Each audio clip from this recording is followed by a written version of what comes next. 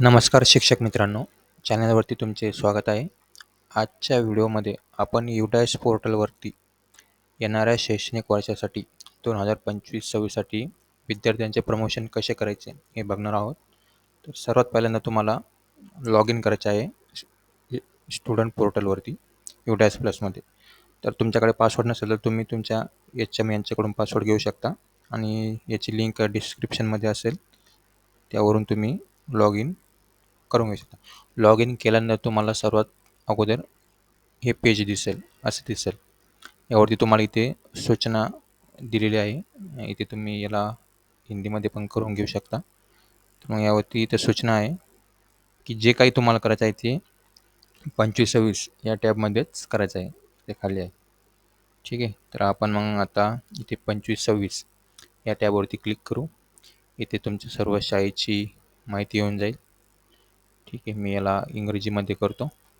ठीक आहे. बघा, आता 25-26मध्ये आपण आलो, अकॅडमिक इयर 25-26मध्ये आलेलो आहे. इथे 0 दिसत आहे. तिथे 0 का दिसत आहे? कारण आपण अजून विद्यार्थी प्रमोट केले नाही आहे.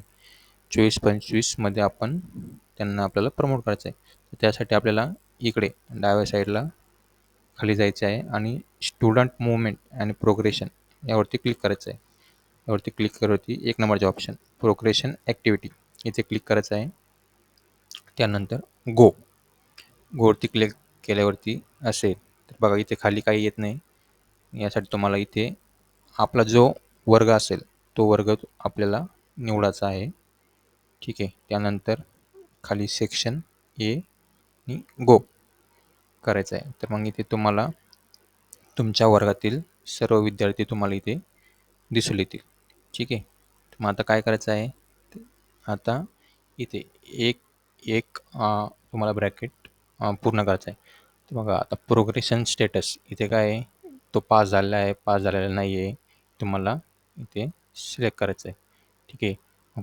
तो पास झाला आहे तर मग त्याला किती टक्के पडले हे तुम्हाला सर्व निकालपत्रकावरून भरून बघायचं आहे. नंतर त्याचे शाळेचे दिवस किती आहे हे सर्व टाकल्यानंतर तो ह्या शाळेमध्ये आहे का शाळेत सोडून गेला TC घेऊन. ठीक आहे.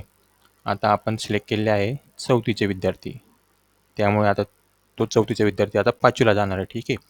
इथे ॲटोमॅटिक 5वी येऊन जाईल आणि ते सेक्शन ए. ठीक आहे. हे झाल्यावरती तुम्हाला अपडेट करायचं आहे. अपडेट झाल्यावरती बघा डन म्हणून येईल. ठीक आहे. असेच तुम्हाला तुमच्या वर्गातील सर्व विद्यार्थी एक एक एक पूर्ण करायचे आहे आणि सर्वात शेवटी तुम्हाला सर्व विद्यार्थी झाल्यावरती तुम्हाला फायनलाइज करायचं आहे. हे फायनलाइज केल्यावरती तुम्हाला परत अपडेट करता येणार नाही, हे लक्षात ठेवा. नंतर ती सुविधा पण उपलब्ध होते, पण शक्यतो सर्व व्यवस्थितच भरून फायनलाइज करायचं. ठीक आहे. तर अशा प्रकारे तुम्ही आपल्या वर्गातील विद्यार्थ्यांचे प्रमोशन हे करू शकता. प्रमोशन झाल्यावरती तुम्हाला ते जेव्हा सर्व शाळेचे प्रमोशन होतील तेव्हा तुम्हाला ते विद्यार्थी दिसतील. ठीक आहे. इथे तुम्हाला दिसून येतील. तर अशाच व्हिडिओसाठी चॅनलला सबस्क्राईब करा आणि व्हिडिओ आपल्या सर्कलमध्ये शेअर करा. थँक्यू.